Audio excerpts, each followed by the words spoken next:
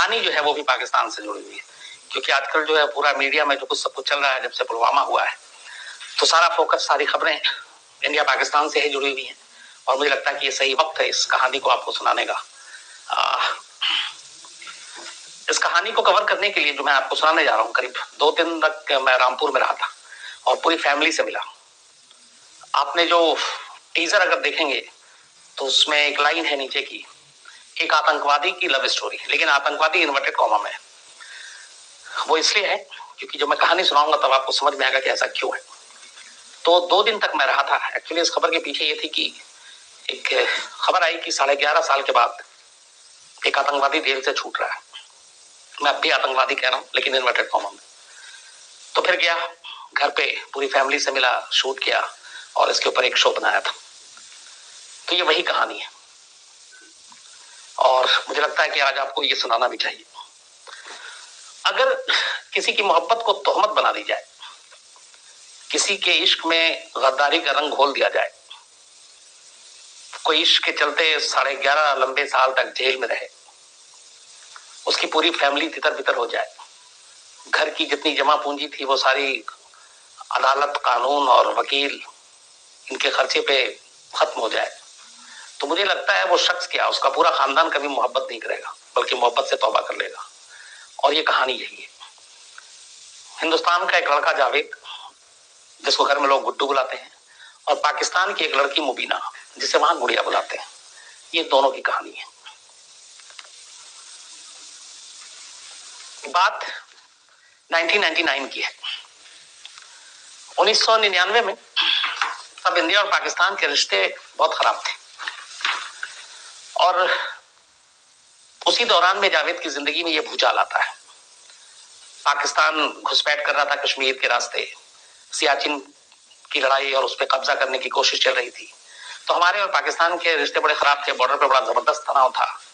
और जैसे अभी माहौल है पुलवामा के बाद, लगभग आप मान लीजिए, क्योंकि इससे ज्यादा था। जावेद की जो अम्मी हैं, उनके रिश्तेदार पाकिस्तान के कराची में रहते हैं।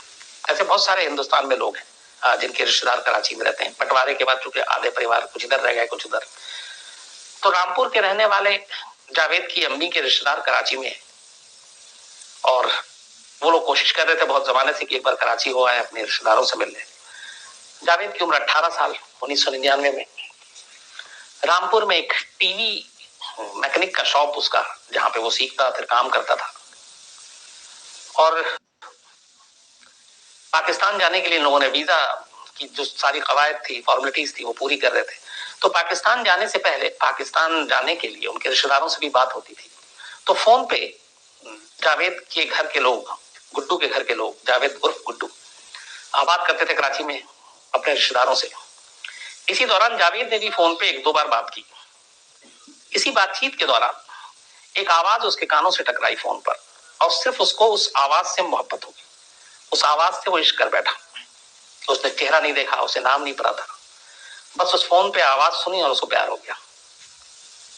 इसके बाद फोन का सिलसिला चला। बाद में पता चला कि वो जो वहां पे उसकी अम्मी के रिश्तेदार हैं, उन रिश्तेदारों की एक रिश्तेदार वो है, और उस लड़की का नाम है मुबीना, जिसको घर में लोग गुड़िया कहकर पुकारते हैं। तो अब जावेद इधर बेचैन उठा आवाज सुनने के बाद। जब से उसे इश्क हुआ, उसका मन करता था कि वो फटाफट कराची जाए और उस लड़की से मिले, उसका चेहरा देखे। और इसी बीच में 1999 में वीजा की कवायद पूरी होती है और जावेद, अपनी अम्मी और उसकी बहन ये कराची चले जाते हैं। कराची जाने के बाद घर में जब ये दाखिल होता है तो सबसे मुलाकात होती है, पर इसकी जो नजर थी वो उस लड़की पर थी जिसके सिर्फ आवाज से इसे प्यार था। थोड़ी देर के बाद वो लड़की इसके सामने आती है। ये सारी कहानी जावेद ने खुद सुनाई थी, बाकायदा कैमरे पे, और मुझे। तो लड़की आती है, जावेद का दिल धड़क जाता है। दोनों आमने सामने थे पहली बार, दोनों में अब सच में प्यार हो जाता है। खूब बातें होती हैं। ये लोग करीब वहां महीने भर रहते हैं। महीने में और ज्यादा गहरी इनके रिश्ते और मजबूत होते हैं। और फिर 1 महीने बाद बड़े बुझे दिल से जावेद वापस हिंदुस्तान लौट आता है। लेकिन हिंदुस्तान लौटने के बाद भी इन दोनों के बीच बातचीत फोन पे जारी है। लेकिन अब एक नया सिलसिला और शुरू हो जाता है, वो है खत किताबत का। वहां से गुड़िया खत लिखती है, इधर से गुड्डू जवाब देता है, इधर से गुड्डू खत लिखता है, उधर से गुड़िया जवाब देती। लेकिन इन दोनों में एक प्रॉब्लम थी कि उधर गुड़िया को हिंदी नहीं आती थी और इधर गुड्डू को, मतलब जावेद, उसको उर्दू नहीं आती थी। तो इन दोनों की इस प्रॉब्लम को जो दूर की, इसका एक दोस्त था जावेद के, और उन दो दोस्तों ने, एक ताज मोहम्मद और एक मकसूद, इन दोनों दोस्तों ने जावेद की इस प्रॉब्लम समस्या को दूर की। वो उर्दू में खत लिखते थे यहाँ से जावेद की तरफ से गुड़िया के लिए, और जो गुड़िया का खत उर्दू में आता था वो दोनों पढ़कर इसको सुनाते थे। खत किताबत का सिलसिला चलता रहा लंबे वक्त तक, और इसके बाद फिर 2001 में 2 साल के बाद जावेद फिर से पाकिस्तान जाता है, और खास तौर पर इसका मकसद यही था कि वो अपनी गुड़िया से मिलना चाहता था। वहां जाता है, इस बार फिर वो कुछ दिन रहता है, और इस बार जब जाता है तो ये वादा करके आता है गुड़िया से कि वो बस अब घर जाएगा और दोनों के रिश्ते की बात होगी और वो शादी करेगा और उसे पाकिस्तान से वो हिंदुस्तान ले आएगा अपनी दुल्हन बनाकर। इस वादे के साथ वो वापस 2001 में हिंदुस्तान आता है, लेकिन अब भी इन दोनों के खत और फोन का सिलसिला जारी था। दोनों के अब घर वालों को भी रिश्ते से कोई एतराज नहीं था, न उधर कराची में गुड़िया के घर वालों को, न इधर गुड्डू के घर वालों को, क्योंकि मामला रिश्तेदारी में भी था। तो अब सब कुछ ठीक चल रहा था, और बस ये था कि अब रिश्ते की बात थी, जो बाकी फॉर्मेलिटीज थी, वीजा और ये सारी चीजें वो होनी थी, और शायद 1 साल के अंदर अंदर इन दोनों की शादी भी हो जाती, ताकि इन दोनों की मोहब्बत को मंजिल मिल जाती। लेकिन कहानी में अभी ट्विस्ट बाकी था, दोनों की किस्मत में कुछ और लिखा हुआ था। 13 अगस्त 2002 को जावेद जब अपने टीवी मैकेनिक शॉप रामपुर में बैठा हुआ था दुकान पर, तभी कुछ लोग शादी वर्दी में आते हैं अननोन, और वो जावेद से कहते हैं कुछ काम है मेरे साथ चलो। जावेद उनके साथ चलता है, वो एक गाड़ी में उसे बैठाते हैं और ले जाते हैं। इसके बाद अगले 3 दिन तक जावेद का कोई पता नहीं चलता। घर वाले परेशान, लोगों से पूछा तो पता चला कि दुकान पे कुछ लोग आए थे, उसे अपने साथ गाड़ी में बैठा कर कहीं ले गए। घर वाले इधर उधर ढूंढते हैं, पुलिस में रिपोर्ट लिखा देते हैं गुमशुदगी की, लेकिन जावेद का कोई सुराग नहीं मिलता। इसके बाद एक डेट है 13 अगस्त 2002। 13 अगस्त 2002 को कुछ अखबारों में अचानक खबर छपती, हेडलाइन, और हेडलाइन ये थी कि आईएसआई एजेंट जावेद गिरफ्तार, सेना के ठिकाने के नक्शे के साथ पकड़ा गया, यूपी पुलिस का बड़ा खुलासा, यूपी एसटीएफ ने की गिरफ्तारी। आईएसआई, पाकिस्तानी खुफिया एजेंसी आईएसआई से था जावेद का रिश्ता। जब ये हेडलाइन और ये खबर छपी तो पहली बार जावेद के घर वालों को अब पता चला कि उनका बेटा कहीं गायब नहीं हुआ, बल्कि उसको यूपी की एसटीएफ स्पेशल टास्क फोर्स उठाकर ले गई है। और इनके साथ साथ वो उसके दोनों दोस्तों को भी, जो 3 दिन के बाद ऑफिशियली इनकी गिरफ्तारी दिखाती है एसटीएफ, और बताती है कि ये इनके पास से खुलासा हुआ है और ये चीजें इनके पास से मिली हैं, जिसमें इन्होंने बरेली, मेरठ, देहरादून, रुड़की में सेना से जुड़ी खुफिया जानकारी, इसके अलावा सेना के कुछ नक्शे और कुछ हाथ से बने हुए नक्शे वो जावेद के पास से दिखाकर, और ये कहा जाता साथ में पाकिस्तान के कुछ कॉल नंबर डिटेल्स और उर्दू में कुछ खत, ये सारी चीजें दिखाकर कोर्ट में उसे पेश किया जाता है, और फिर उसे एक आईएसआई का जासूस बता दिया जाता है, और वहां से अब वो जेल में, मुकदमे की कार्रवाई शुरू होती है। लेकिन फिर ये आते आते अचानक, अभी तक इसके खिलाफ देशद्रोह और देश के खिलाफ जंग के तमाम मामले दर्ज हुए थे, लेकिन फिर 1.5 महीने के बाद, मतलब ये इसकी गिरफ्तारी जब हुई थी अगस्त में, 13 अगस्त को, तो अक्टूबर में इसके ऊपर एक और पोटा लगा दिया जाता है। अब पोटा में बेल की कोई गुंजाइश नहीं है, और उस वक्त ये पोटा नया नया आया था जिसमें पुलिस को बहुत सारे अधिकार दिए गए थे, तो इसके खिलाफ पोटा लगा दिया जाता है। और साथ में ये कहा जाता है लगातार कि आईएसआई को भारतीय सेना और भारतीय जो सेना छावनी थी ये बरेली, मेरठ, देहरादून, रुड़की में, वहां की ये खुफिया जानकारी और नक्शे जो है वो आईएसआई को मुहैया कराया करता था। से बनाया जावेद ने, और ये भी कहा गया कि इस नक्शे को जावेद ने ही एक शॉप से फैक्स किया था पाकिस्तान। इसके अलावा कुछ उर्दू में लिखे खत दिए गए, और ये भी कहा गया कि ये कोड वर्ड में जो है खत जावेद और उसके ये 2 दोस्त पाकिस्तान में खुफिया एजेंसी आईएसआई को भेजा करते थे। और उस कोड में जो खत भेजा उन्होंने, उसमें खासतौर पर एक जगह जगह JNM इसका मेंशन किया गया था, JNM, और कहा गया कि ये हम लोगों ने डिकोड किया है और इसी ISI और इसकी टेररिज्म की इन चीजों से इसका लिंक है, और ये जो JM है हर खत में जो हर उर्दू के उसमें गया हुआ है, ये एक भारी सबूत है इसके खिलाफ। फिर कराची लगातार कॉल, उर्दू में लिखे हुए बहुत सारे लेटर, ये सारी चीजें जो STF थी उसने कोर्ट में पेश की। जाहिर सी बात है घर वाले लगातार इसके खिलाफ थे कि कभी उसने ऐसा किया नहीं। उन्होंने बताया कि 2 बार पाकिस्तान, अच्छा उसमें यह भी था कि ये 2 बार पाकिस्तान गया, कराची गया। तो ये सारी चीजें जावेद के खिलाफ कोर्ट में पेश किया गया, मुकदमा चलता रहा, धीरे धीरे वक्त बीता, निचली अदालत ने सजा सुनाई। इसके बाद 11.5 साल बीत गए। 11.5 साल बीतने के बाद तब तक ये लगातार चीखता रहा कि मैं ISI का एजेंट नहीं हूं। घर वालों ने कहा ये मोहब्बत का मारा है, इसने कहा मैंने सिर्फ इश्क किया, मैं एक लड़की से शादी करना चाहता था, लेकिन माना नहीं किसी ने। वक्त बीतता गया, 11.5 साल हो गए। 11.5 साल के बाद एक अदालत फैसला देती है, और उस अदालत ने जो फैसला दिया उसमें जो जो चीजें थी पहले वो बताता हूं। जिस बरेली की छावनी के नक्शे को जावेद के हाथ का बताया था STF ने कि कराची फैक्स किया गया था, उसकी जब फॉरेंसिक और हैंडराइटिंग एक्सपर्ट की रिपोर्ट आई तो वो जावेद की राइटिंग नहीं थी, वो किसी और की थी। दूसरा, जिस M और F इस कोड वर्ड को डिकोड करके जावेद को टेररिस्ट ठहराने की STF ने अदालत में गुहार लगाई थी, पता चला कि वो एक्चुअली JNM जो कोड दिखाया था, और बार बार उसको हाईलाइट करके, एक्चुअली वो नाम था इन दोनों आशिकों का। पहले नाम का पहला अक्षर, पहला वर्ड था J फॉर जावेद और M फॉर मुबीना। तो ये हमेशा जब खत लिखते थे तो लास्ट में और बीच में कई बार दोनों नाम एक साथ जोड़ने के लिए JM लिखते थे।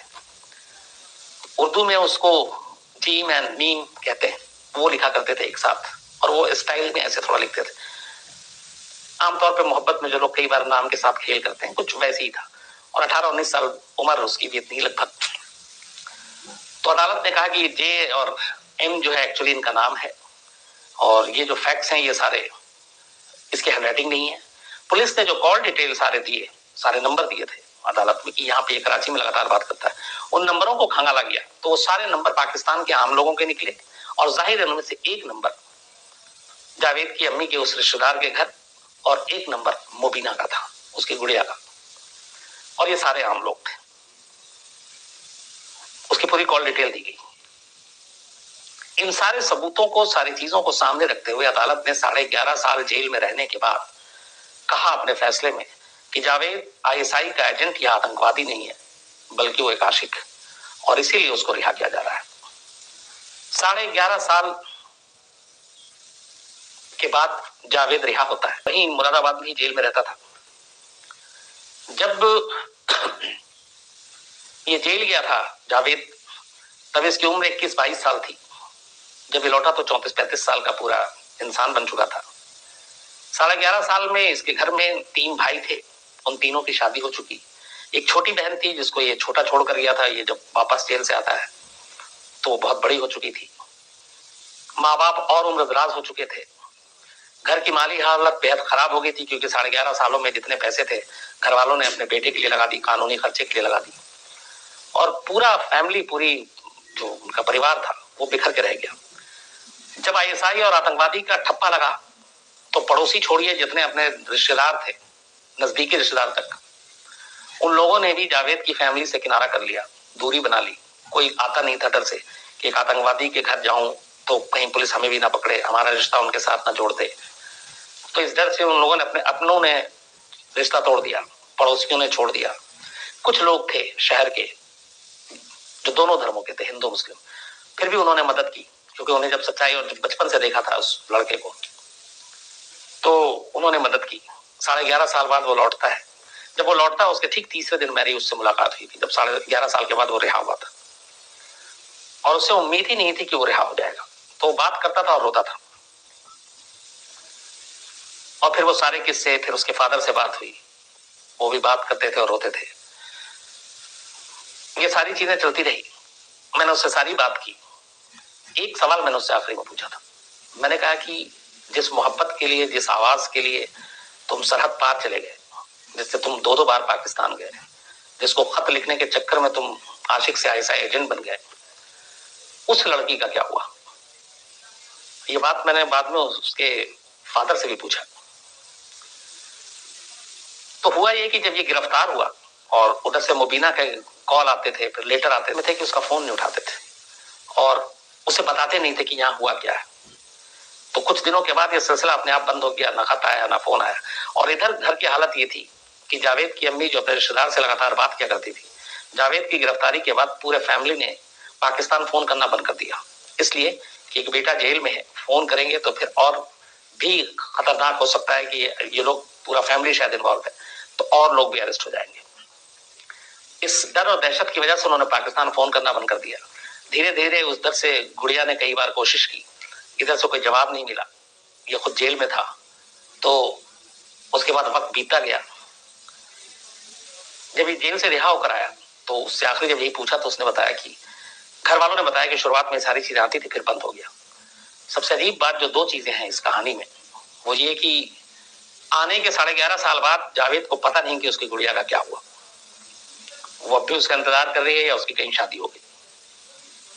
दूसरा कि क्या वो पता करेगा जिसके लिए सब कुछ झेला है, जिससे इतना प्यार किया उसने, और अगर वो अब भी उसकी शादी नहीं है तो उससे शादी करेगा?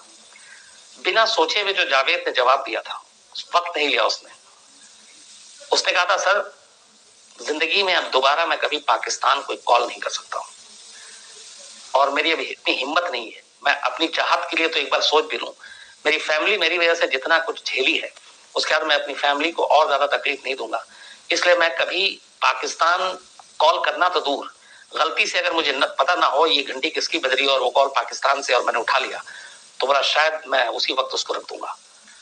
और मुझे नहीं मालूम, पर आज भी मुझे उससे उतना ही प्यार है जितना 1999 में था उसकी एक आवाज सुनकर।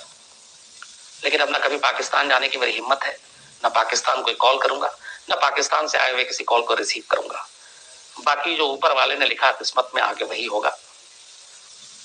मिलनी होगी तो मिलेगी, नहीं मिलनी होगी तो नहीं मिलेगी। लेकिन आखिरी जो चीज उसने कहा उसमें मायूसी थी। उसने कहा कि मुझे लगता नहीं है कि 11.5 साल बाद वो अब भी मेरा इंतजार कर रही होगी, उसके घर वालों ने कहीं शादी कर दी होगी। ये थी कहानी गुड्डू और गुड़िया की, जो आशिक से आईएसआई एजेंट बना दिया गया।